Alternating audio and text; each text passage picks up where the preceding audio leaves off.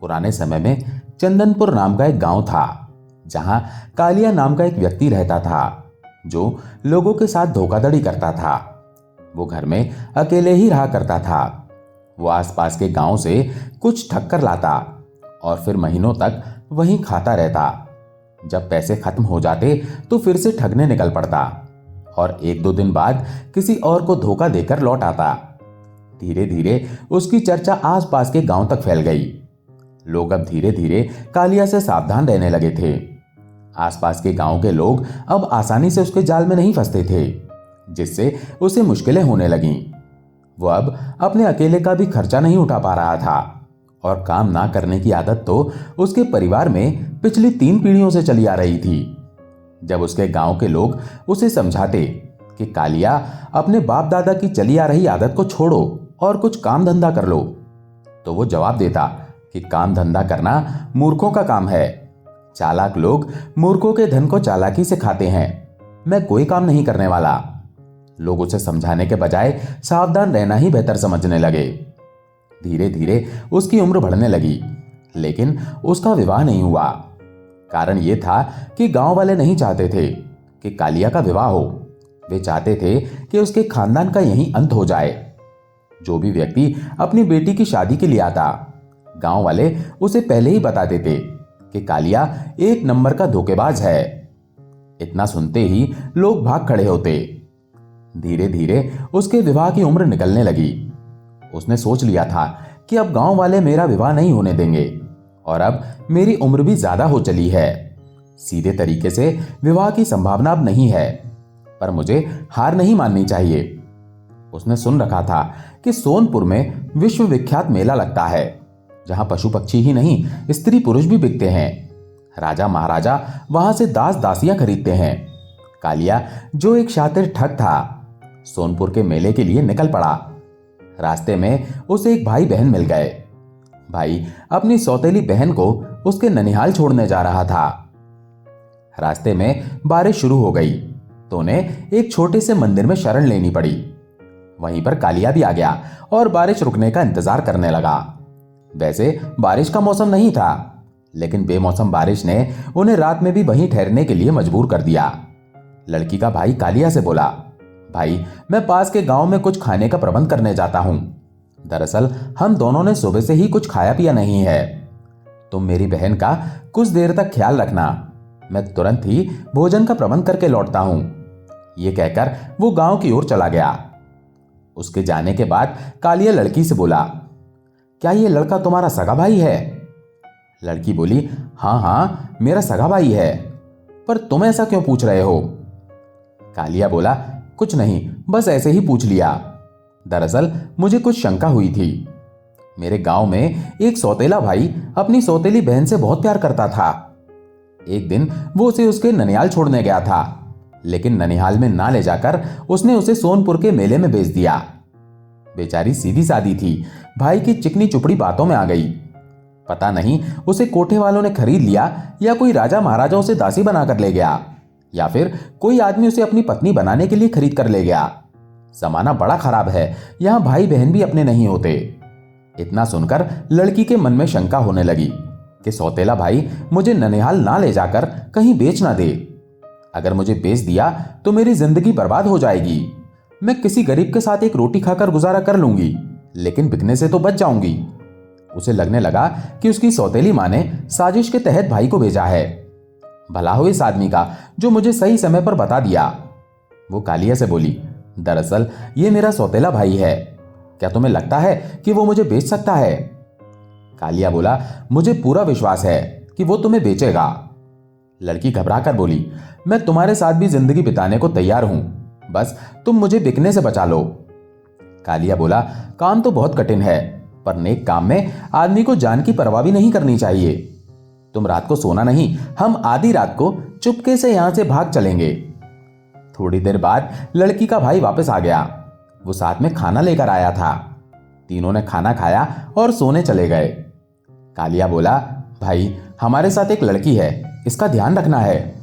लड़की को सोने दो और आधी रात तक मैं सो जाता हूं, उसके बाद तुम सो जाना। लड़की का भाई बोला, रास्ते में मिले आदमी ही एक दूसरे के मित्र होते हैं, तुम एक भले आदमी हो, अभी तुम सो जाओ। आधी रात होने पर लड़की के भाई ने कालिया को जगाया और खुद सो गया। लड़की तो डर के मारे सोई ही नहीं थी। जब कालिया को विश्वास हो गया कि वो सो गया है तो उसने लड़की को साथ भागने का इशारा किया। दोनों वहां से भागकर चंदनपुर आ गए। कालिया को किसी भी तरह एक पत्नी चाहिए थी। कालिया ने उस लड़की से विवाह कर लिया। उस स्त्री से कालिया को 2 साल में 2 पुत्र हुए, लेकिन तीसरे साल जब वो तीसरे पुत्र को जन्म दे रही थी तो जच्चा बच्चा दोनों की मौत हो गई। दोनों बच्चों की लालन पालन की जिम्मेदारी कालिया पर आ पड़ी। कालिया ने उन्हें पाल पोसकर बड़ा किया।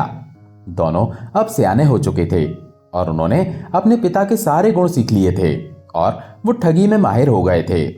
वे इतने माहिर हो गए थे कि हीरापुर की एक जमींदारनी से एक सोने के सिक्कों से भरा कलश ही ठग कर ले आए थे। कालिया अपने बेटों से काफी खुश था कि उसके बेटे उसके रास्ते पर चल पड़े हैं। कालिया ने उस सोने के कलश को अपनी चारपाई के नीचे छिपा लिया। क्योंकि वो बूढ़ा हो चुका था, इसीलिए अब वो कोई बड़ी ठगी नहीं कर सकता था, परंतु वो अपने बेटों को रोज नई नई तरकीबें सिखाता रहता था। एक दिन उसने अपने बेटों से कहा, चलो आज तुम्हें कुछ नया सिखाता हूं। वो अपने बेटों के साथ गांव से बाहर एक पगडंडी पर आ गया और उनसे बोला, आज मैं तुम्हें दिखाऊंगा कि किसी पशु की ठगी कैसे की जाती है। संयोग से मोतीपुर का एक ग्वाला अपनी एक गाय को बेचने के लिए मेले में जा रहा था। कालिया ने कहा, देखो वो आदमी गाय लेकर आ रहा है। अब देखो हम उसे कितनी आसानी से ठग लेते हैं। तुम लोग दूर दूर फैल जाओ और उससे एक ही बात पूछना कि कहां से आ रहे हो और कहां जा रहे हो। अगर वो गाय बेचने की बात करे तो गाय की कीमत 7 रुपए से अधिक मत बताना। ग्वाले के पास आने पर कालिया ने कहा, भाई कहां से आ रहे हो? आओ थोड़ा आराम कर लो। ग्वाला बोला, नहीं भाई, मैं आराम नहीं कर सकता। मुझे सोनपुर मेले में गाय बेचने जाना है। अगर रुका तो मेले में पहुंचने में देर हो जाएगी। व्यापारी लौट जाएंगे तो मेरी गाय कौन खरीदेगा? कालिया बोला, अब कोई खरीदेगा भी नहीं, क्योंकि हम मेले से ही आ रहे हैं। वहां पशुओं के गोबर के अलावा कुछ नहीं बचा है। ना तो कोई क्रेता है और ना कोई विक्रेता। तुम धूल फांक कर जाओगे और धूल फांक कर लौटोगे। ग्वाले ने कहा, तो अब मैं क्या करूं? कालिया ने कहा, करना क्या है, गाय हमें ही बेच दो। हम मेले में गाय खरीदने गए थे, परंतु हाथ मलते हुए लौटना पड़ा। ग्वाले ने पूछा, कितना दोगे? कालिया ने कहा, मेले की फिरती हुई गाय है, 7 रुपए ले लो। ग्वाले ने कहा, भाई पागल तो नहीं हो गए हो, 7 रुपए में कहीं गाय मिलती है? कालिया बोला, भाई ग्वाले की भागी पत्नी और मेले से लौटी गाय की कोई कीमत नहीं होती। कोई सस्ते में भी नहीं लेता। अगर बेचनी हो तो दो, वरना अपने रास्ते जाओ। ग्वाला आगे बढ़ा। उसे लगा कि यह आदमी उसे मूर्ख बना रहा है। भला कल से शुरू होने वाला मेला रातों रात कैसे खत्म हो गया? वो आगे बढ़ा, तभी कालिया का बड़ा बेटा उसे मिला। उसने भी वही बातें कहीं जो कालिया ने कही थी और गाय की कीमत 7 रुपए ही बताई। ग्वाला आगे बढ़ा तो कालिया का दूसरा बेटा मिला। उसने भी वही बात दोहराई। अब ग्वाले को यकीन हो गया कि सचमुच मेला खत्म हो गया है और वहां जाने से कोई फायदा नहीं। उसने सोचा, गाय यूं ही बेच देता हूं। ग्वाले ने कभी गाय नहीं बेची थी, इसीलिए उसे गाय की सही कीमत का अंदाजा नहीं था। उसने सोचा, शायद गाय 7 रुपए में ही बिकती है। तभी तो 3 लोगों ने गाय की कीमत 7 रुपए ही बताई है। उसने 7 रुपए में कालिया के छोटे बेटे को गाय बेच दी और अपने गांव की ओर लौट पड़ा। उधर तीनों बाप बेटे गाय पाकर खुश थे। उन्हें एक व्यापारी आता दिखा, जिसने गाय को 500 रुपए में खरीद लिया। तीनों खुशी खुशी घर आ गए। ग्वाला जब चांदीपुर पहुंचा तो एक आदमी ने पूछा, भाई इतनी जल्दी मेले से लौट आए, कितने में गाय बेची? ग्वाले ने बताया, मैंने गाय 7 रुपए में बेच दी। क्या करता, जब 3 लोगों ने गाय की कीमत 7 रुपए लगाई तो मैंने गाय 7 रुपए में बेच दी। वो आदमी बोला, तुम पागल तो नहीं हो गए हो? 7 रुपए में मुर्गी भी नहीं मिलती और तुमने गाय बेच दी। लगता है तुम्हें कालिया और उसके दोनों बेटों ने ठग लिया है। तुम्हारी गाय की कीमत 500 रुपए थी। तभी ग्वाले को वो व्यापारी आता दिखा, जिसने गाय को 500 रुपए में खरीदा था। उसने बताया, भाई हमें ये गाय 3 लोगों ने 500 में बेची है। ग्वाला क्या करता, वो अपना माथा पीटता हुआ घर गया और अपनी पत्नी को सारी बात बताई। पत्नी बोली, चिंता मत करो, हम उन तीनों को ऐसा सबक सिखाएंगे कि उनके खानदान में कभी ठग पैदा ही नहीं होंगे। मैं तुम्हें रात में पूरी योजना समझा दूंगी। हम सुबह वही करेंगे। सुबह ग्वाले की पत्नी अपने पति के साथ चंदनपुर गांव गई। उसने अपने पति को समझाया, तुम दूर से मुझ पर नजर रखना, जब मैं इशारा करूंगी तो मेरे पास आ जाना। वो कालिया के घर के पास जाकर रोने लगी। कालिया ने अपने बेटों से कहा, जाकर देखो वो औरत क्यों रो रही है। अगर उसके पति ने उसे घर से निकाला होगा तो उसे प्यार से मेरे पास ले आओ। दोनों बेटे उस स्त्री के पास गए और पूछा, तुम क्यों रो रही हो? क्या तुम्हारे पति ने तुम्हें घर से निकाल दिया है? चिंता मत करो, हमारे घर को अपना ही घर समझो। स्त्री बोली, आपने सही पहचाना। मेरे पति ने मुझे बहुत मारा पीटा और घर से निकाल दिया है। मेरे मायके में भी कोई नहीं है, मैं कहां जाऊं? दोनों ने कहा, चिंता मत करो, हमारे घर चलो, हमारे पिताजी से बात कर लो, हम तुम्हें अपने घर में रहने देंगे। स्त्री उनके साथ घर चली गई। कालिया ने कहा, बेटी, अगर तुम्हारे पति ने तुम्हें घर से निकाल दिया है तो उसके घर कभी मत जाना। तुम हमारे घर रहो, हम तुम्हारी शादी अपने बड़े बेटे से करा देंगे। स्त्री बोली, मैं जल्दीबाजी में शादी नहीं करूंगी। मैं पहले देखूंगी कि तुम्हारे बेटे भी मेरी पति की तरह निकम्मे तो नहीं है। वो घर के अंदर गई और कालिया से बोली, आपके बेटे तो मेरे पति से भी निकम्मे हैं। घर में चूल्हा जलाने को लकड़ी नहीं है, एक मुट्ठी अनाज भी नहीं है। ये तो किसी कंगाल का घर लगता है। अब जब मैं घर में आ गई हूं तो सब मेरे हिसाब से चलेगा, वरना मैं इस घर में नहीं रह सकती। कालिया बोला, अभी मैं एक बेटे को लकड़ी लाने जंगल भेजता हूं और दूसरे को राशन लाने। मैं बाजार से मिठाई भी लाऊंगा। उसने बड़े बेटे को जंगल से लकड़ी लाने और छोटे बेटे को सोने के सिक्के देकर बाजार भेज दिया। स्त्री बोली, आपके घर में धन संपदा तो कुछ है नहीं, जबकि मुझे गहने पहनने का बहुत शौक है। लगता है ये घर मेरे लायक नहीं। अगर मैंने आपके बेटे से शादी कर ली तो जिंदगी भर पछताना पड़ेगा। कालिया बोला, नहीं पगली, तू जिंदगी भर रानी की तरह राज करेगी। हमारे पास जितना धन है किसी के पास नहीं। स्त्री बोली, कौन सा धन? कुछ दिखता तो है नहीं। मैं इस घर में नहीं रह सकती, मैं अभी जाती हूं। कालिया बोला, रुक, तुझे यकीन नहीं हो रहा तो दिखा देता हूं। धन मेरी चारपाई के नीचे फटी पुरानी थैली में रखा है, ध्यान से देख ले और जाने का ख्याल छोड़ दे। स्त्री ने धन देख लिया और अपने पति को इशारा किया। उसने अपने पति के साथ मिलकर कालिया की खूब पिटाई की और बोली, ये जानते हुए कि मैं शादीशुदा हूं, फिर भी तुमने मुझसे अपने बेटे के विवाह की बात की। इसके लिए मैं तुम्हें 10 डंडे मारूंगी और मेरी गाय 7 रुपए में ले ली, उसके लिए 50 डंडे खाने होंगे। तुम्हारा यह धन गाय की कीमत के बराबर हो गया। फिर हम 1-2 दिन में ब्याज भी वसूलने आएंगे। इस बार तो सिर्फ तुम्हें पीट ही रहे हैं, अगली बार तुम्हारे बेटों को भी मारेंगे। दोनों ने कालिया की पिटाई कर दी और जाते जाते उसका सारा धन ले गए। उधर दोनों बेटे जब लकड़ी और राशन लेकर घर लौटे तो घर में वो स्त्री नहीं मिली, पर उनका बाप चारपाई पर पड़ा करा रहा था। उसने बताया, वो स्त्री उसी ग्वाले की पत्नी थी जिसकी गाय हमने ठगी थी। दोनों पति पत्नी ने मिलकर मेरी पिटाई की और सारा धन ले गए। उन्होंने कहा कि 1-2 दिन में ब्याज वसूलने भी आएंगे और तुम दोनों को भी मारने की धमकी दी है। तुम दोनों मेरे साथ घर में रहो, मुझे बहुत डर लग रहा है। मैं ठगी करते करते बूढ़ा हो गया, पर आज तक किसी ने कभी एक थप्पड़ भी नहीं मारा, पर अब इस स्त्री के चक्कर में बुढ़ापे में जूते खा रहा हूं। दोनों बेटे बोले, पिताजी आप घबराइए मत, हम आपको छोड़कर कहीं नहीं जाएंगे। कालिया बोला, पर तुम दोनों को मेरे लिए वैद्य को बुलाना ही होगा। मैं दर्द से बेहाल हो रहा हूं, मेरा इलाज नहीं हुआ तो मैं मर जाऊंगा। दोनों बेटे वैद्य को ढूंढने निकल पड़े। उन्हें घर से कुछ दूरी पर एक वैद्य मिल गया। दोनों उसे लेकर घर आए। वैद्य ने बड़े ध्यान से जांच की। फिर उसने कहा, बूढ़ा तो इतना पीटा गया है कि अगर उसका इलाज तुरंत नहीं किया गया तो ये मर जाएगा। तुम दोनों यदि इसे बचाना चाहते हो तो तुम्हें एक काम करना होगा। यहां से 5 कोस दूर जंगल में एक पीपल के पेड़ के ऊपर बरगद का पेड़ उगा है। उस बरगद की छाल लाकर दो, मैं उससे दवा बनाऊंगा और इससे बूढ़े का सारा दर्द भाग जाएगा। दोनों बेटे जंगल में छाल लाने चले गए। असल में वो वैद्य और कोई नहीं, वही ग्वाला था जो वेश बदल कर आया था। ग्वाले ने अपनी नकली दाढ़ी और मूछें हटा दी और कालिया से कहा, ससुर जी आज ब्याज वसूलने आया हूं। मेरी पत्नी और आपकी बेटी ने मिठाई मंगाई थी, क्या तुम लोगों ने वो मिठाई खाई? कालिया बोला, भगवान कसम किसी ने उसको हाथ भी नहीं लगाया। मिठाई का थैला अभी खूंटी पर टंगा हुआ है। ग्वाला बोला, मिठाई खा लो, पर मैं तुम्हारी पिटाई जरूर करूंगा। मिठाई खाने के बाद ग्वाले ने फिर से कालिया की पिटाई की, पर इतना ही मारा कि वो जिंदा रहे। फिर वो बची हुई मिठाई अपनी पत्नी के लिए ले गया।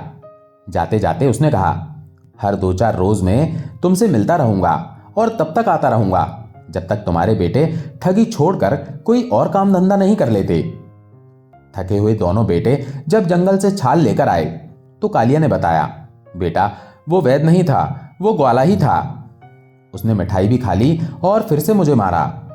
बची हुई मिठाई भी ले गया और कह गया कि जब तक तुम लोग ठगी नहीं छोड़ते वो मुझसे मिलता रहेगा। बेटे बोले, पिताजी आप घबराइए नहीं, हम ग्वाले को बहुत मारेंगे। कालिया बोला, बेटा जब तुम मारोगे तब मारोगे, वो रोज मेरी हड्डियां तोड़ रहा है।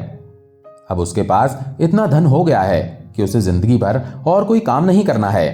अगर उसे कुछ काम है तो बस रोज मुझे किसी न किसी तरह से मारना। इसके बाद वो तुम लोगों को भी नहीं छोड़ेगा, क्योंकि उसे अब और कोई काम नहीं है। तुम लोग ठगी छोड़कर कोई काम तलाश लो। कालिया के बेटे बोले, पिताजी हम भी कोई काम नहीं करेंगे, हम ग्वाले के घर जाएंगे और उसकी बीवी बच्चों को पीट कर आएंगे। कालिया बोला, बेटा ऐसी गलती मत करना, उसकी बीवी उससे भी खतरनाक है। लेकिन कालिया के बेटों ने उसकी बात नहीं मानी और ग्वाले के घर पहुंच गए। घर में एक मोटी स्त्री थी। उसने उससे ग्वाले के बारे में पूछा और धमकी दी कि वे ग्वाले को मार डालेंगे और उसकी बीवी बच्चे को नहीं छोड़ेंगे। फिर क्या था, वो मोटी औरत उन दोनों को पटक कर उनके ऊपर बैठ गई। वो कोई थुलथुल तोंद वाली मोटी नहीं थी, बल्कि एक पहलवान थी। उसने अपनी भाभी से कहा, भाभी तुम खेत पर काम करके आओ, तब तक मैं इन दोनों का काम तमाम करती हूं। दोनों उसके भार से मरे जा रहे थे। वे बोले, बहन जी हमें माफ कर दो, हम जिंदगी में कोई ठगी या चोरी नहीं करेंगे। वो स्त्री ग्वाले की छोटी बहन थी। उसकी और भी 2 बहनें थी जो उस वक्त घर पर नहीं थीं। दोनों मरते मरते बाल बाल बचे। वो कालिया के दोनों बेटों से बोली, अब जब मुझे बहन कहा है तो छोड़ देती हूं, पर छोटी बहन को कुछ खर्चा दिया जाता है। दोनों ने कहा, बहन जी हमारे पास कुछ नहीं है। तब ग्वाले की बहन बोली, अरे ऐसे कैसे कुछ नहीं है, तुम्हारे हाथ हैं पैर हैं, उसी में से एक एक तोड़ देती हूं। और उसने दोनों के एक एक पैर तोड़ डाले। लंगड़े हुए कालिया के दोनों बेटे उसके पास पहुंचे। कालिया रो पड़ा और बोला, मैंने तुम दोनों को मना किया था, पर तुमने मेरी बात नहीं मानी, अब अकल आई। इसके बाद तीनों ठगों ने ना तो कभी ठगी की और ना ही ग्वाला उन्हें मारने आया। एक नगर से बहुत दूर एक गांव में धर्मा नाम का एक ब्राह्मण रहता था। ब्राह्मण बहुत गरीब था, वो पढ़ा लिखा भी नहीं था, इसीलिए उसे जीविका के लिए भिक्षाटन करना पड़ता था। परंतु उसमें कोई गुण ना होने के कारण उसे उतनी भिक्षा भी नहीं मिल पाती थी कि वो ठीक से रह सके। किसी तरह वो अपना पेट भर रहा था। गरीबी के कारण उससे किसी स्त्री ने विवाह भी नहीं किया था। इस बात का उसे काफी मलाल था कि काश मैं पढ़ा लिखा होता, मेरे पास धन होता तो मेरी पत्नी होती, बच्चे होते, लोग मेरा आदर करते। परंतु अनपढ़ गंवार को तो कोई प्रणाम भी नहीं करता। किसी गृहस्थ ने उससे कहा था कि ब्राह्मण तुमसे सुखी इस वक्त कोई नहीं है, तुम्हें किसी चीज की फिक्र नहीं है, वरना स्त्री के साथ गृहस्थ जीवन शुरू करने पर बहुत सारे झंझट होते हैं और गरीब आदमी के लिए तो स्त्री काल के समान होती है। अच्छा रहेगा कि तुम शादी का ख्याल ही मन से निकाल दो। ब्राह्मण को उस वक्त यह बात अच्छी लगी, परंतु फिर किसी ने कह दिया कि बिना स्त्री का जीवन नरक के समान है, चाहे जैसी भी हो घर में एक स्त्री होनी ही चाहिए। उस आदमी का कहने का मतलब था चाहे वो गोरी हो या काली, छोटी हो या बड़ी, लेकिन ब्राह्मण ने उसका अर्थ गलत निकाल लिया। उसने समझ लिया कि चाहे व्यभिचारिणी ही क्यों ना हो, उससे विवाह कर घर ले आना चाहिए। एक बार ब्राह्मण दूर किसी गांव से लौट रहा था। रास्ते में जंगल था, वो जंगल को पार कर रहा था। तभी उसने देखा कि 2 आदमी एक स्त्री के हाथ पैर और मुंह बांधकर जंगल में जिंदा फेंक रहे थे। दरअसल वे अपनी स्त्री की व्यभिचार की आदत से तंग आ चुके थे, इसलिए उन्होंने उसे शाम के समय जंगल में फेंक दिया कि उसे कोई जंगली जानवर खा जाए, मगर उसकी मौत लिखी ही नहीं थी। ब्राह्मण वहां से गुजर रहा था। उसने स्त्री को देखा तो उसके मन में लालच आ गया। उसने सोचा बिना मेहनत के स्त्री मिल गई, अब हमें उसके ऊंच नीच या कुल से क्या लेना देना? स्त्रियों की भी कोई जाति होती है क्या? ये बस एक स्त्री है और इस वक्त हमें एक स्त्री की जरूरत है। उसने फटाफट उसके बंधन खोल दिए। उसने स्त्री से कुछ नहीं पूछा और ना ही जानना चाहा कि उसे जंगल में फेंकने की वजह क्या थी। वो उसे सीधे अपने घर ले आया। स्त्री व्यभिचारिणी थी। उसने पंडित से विवाह का इंतजार नहीं किया। उसने सोचा विवाह तो कभी भी हो जाएगा। पहली ही रात में उसने ब्राह्मण को अपने वश में कर लिया। ब्राह्मण उसके प्रेम में डूब गया। उस स्त्री ने 1 माह तक ब्राह्मण से बहुत प्रेम से व्यवहार किया, परंतु फिर उसके नखरे बढ़ने लगे। उसे अच्छा खाना, अच्छा कपड़ा, गहने और श्रृंगार का सामान चाहिए था। उसकी मांग के अनुसार ब्राह्मण के लिए भिक्षा मांगकर यह सब जुटाना बहुत मुश्किल हो गया था। वो रोज ब्राह्मण से झगड़ने लगी और उलाहना देने लगी। अगर तुम में दम नहीं था तो मुझे जंगल से क्यों लाए? और अब जब ले आए हो तो मुझे सम्मान देने में तुम्हारी दम क्यों निकल रही है? उसने आसपास के कई नौजवानों से नैन मटक्का शुरू कर दिया। उसकी यह आदत ब्राह्मण के लिए असहनीय हो गई थी। एक दिन ब्राह्मण ने अपनी पत्नी को अपने घर में एक नौजवान के साथ हम बिस्तर होते देख लिया। पत्नी शर्माने के बजाय ब्राह्मण को ही डांटने लगी। तुम्हें घर में बोलकर आना चाहिए था। ब्राह्मण व्यभिचारिणी स्त्री से विवाह कर बहुत पछता रहा था। उसे अपनी आंखों के सामने अपने घर में ऐसा होते देख आत्मग्लानि हुई। उसने विचार किया कि अब आत्महत्या कर लेनी चाहिए। इस विचार से वो घर से निकल पड़ा। उस स्त्री ने सोचा, चलो अच्छा ही हुआ वो कुछ दिन घर ना आए तो। एक स्वच्छंद स्त्री को और क्या चाहिए? जो स्त्री अपने पहले पति को धोखा दे सकती है, वो किसी और को भी धोखा दे सकती है। ब्राह्मण आत्महत्या के विचार से एक घने जंगल में चला गया। वहां रात हो गई। वो जंगल में एक पेड़ के नीचे सो गया, ये सोचते हुए कि कोई जंगली जानवर उसे मारकर खा जाएगा। पर जिस पेड़ के नीचे वो ब्राह्मण सोया था, वहां एक सिद्ध महात्मा समाधि ले चुके थे और अब इच्छाधारी नाग के रूप में संकटग्रस्त लोगों की मदद किया करते थे। उन्होंने देखा कि ये ब्राह्मण अपनी जान देने के उद्देश्य से आया है, तो वे नाग के रूप में उसके सामने प्रकट हो गए। ब्राह्मण उन्हें देखकर डर गया। वो मरने के लिए तो आया था, पर जान भी इतनी प्यारी होती है कि मरते दम तक आदमी जीवन की आशा रखता है। नाग ने मनुष्य की तरह बोलना शुरू किया। ब्राह्मण, डरो मत, तुम्हें क्या कष्ट है ये बताओ, मैं तुम्हारी हर संभव मदद कर सकता हूं। तब ब्राह्मण ने बताया, नागदेव, मैं गरीब ब्राह्मण हूं। धन के अभाव में मेरी पत्नी मुझसे विमुख हो गई है।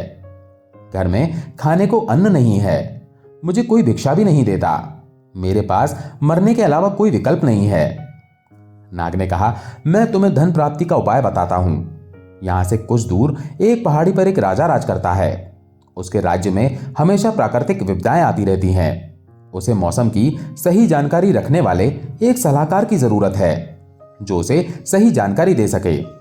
तुम राजा के पास जाकर मेरे बताए अनुसार मौसम की जानकारी देकर बहुत सारा धन प्राप्त कर सकते हो। तुम्हें बस इस साल के 4 महीनों के मौसम की जानकारी देनी है। अगले ही महीने से बरसात शुरू होने वाली है और इस साल भयंकर बारिश होगी। राजा को बताना कि वो इसका प्रबंध जल्द कर लें। तुम्हें मुंह मांगा इनाम मिलेगा। ब्राह्मण राजा के दरबार पहुंचा और राजा से कहा, मैं मौसम की जानकारी रखता हूं और अगले 4 महीने का हाल बता सकता हूं। राजा ने कहा, हमें तो एक मौसम सलाहकार की जरूरत थी। अगर तुम सटीक जानकारी बता सकते हो तो बताओ। अगर तुम्हारी भविष्यवाणी सही निकली तो तुम्हें 1000 स्वर्ण मुद्राएं इनाम में मिलेंगी, लेकिन अगर गलत साबित हुई तो तुम्हें दंड भी मिल सकता है। ब्राह्मण ने आत्मविश्वास से कहा, महाराज, आज्ञा का पालन होगा। राजा ने ब्राह्मण के रहने खाने का प्रबंध करा दिया और अगले दिन दरबार में भविष्यवाणी करने को कहा। ब्राह्मण ने बताया, इस साल बहुत भयंकर बारिश होगी। आप पानी की निकासी का समुचित प्रबंध करें। राजा ने भी वही किया। ब्राह्मण की भविष्यवाणी सही निकली और पहले से किए गए प्रबंधों के कारण राजा को कोई नुकसान नहीं हुआ। 4 महीने बाद राजा ने ब्राह्मण को 1000 स्वर्ण मुद्राएं और अन्य उपहार देकर विदा किया। ब्राह्मण घर के लिए रवाना हुआ, परंतु अब उसे नाग से डर लगने लगा। उसने सोचा, कहीं राजा जंगल में गया और नाग ने उसे सच्चाई बता दी कि भविष्यवाणी ब्राह्मण ने नहीं बल्कि मैंने की थी, तो राजा मुझसे सारा धन वापस लेकर मुझे दंडित करेगा। ब्राह्मण उस पेड़ के पास पहुंचा जहां उसने नाग को देखा था। उसने वहां नाग की बांबी भी देखी जहां से नाग निकला था। उसने सोचा अगर मैं इस बांबी पर लकड़ियां रखकर आग लगा दूं तो नाग मर जाएगा। उसने जंगल से लकड़ियां इकट्ठी की और बांबी पर आग लगा दी। फिर वो आराम से अपना धन लेकर घर लौट गया। जब उसकी व्यभिचारिणी पत्नी ने उसे देखा तो उसकी आंखें फटी रह गईं। उसने इतने धन की कभी कल्पना भी नहीं की थी। उसने ब्राह्मण से उसके साथ किए गए दुर्व्यवहार के लिए माफी मांग ली और कुछ दिनों के लिए अपने प्रेमियों को घर न आने की हिदायत दे दी। उसे किसी भी तरह ब्राह्मण को विश्वास में लेकर सारा धन हड़पना था। उसे ब्राह्मण से कोई लगाव नहीं था, बस धन से मतलब था। व्यभिचारिणी स्त्रियों को धनवान पुरुष विशेष रूप से पसंद होते हैं और उन्हें पाने के लिए वे किसी भी सीमा को लांघ जाती हैं। उस स्त्री को भी एक नवयुवक पसंद आ गया था। स्त्री 1 माह तक तो ब्राह्मण की खूब सेवा करती रही। जब सारे पैसे उसके हाथ में आ गए तो एक दिन उसने अपने प्रेमी के साथ मिलकर ब्राह्मण को बुरी तरह पीटा। ब्राह्मण को फिर से घर छोड़कर भागना पड़ा। अब उसे नाग का भी सहारा नहीं था, क्योंकि उसने नाग को आग में जला दिया था।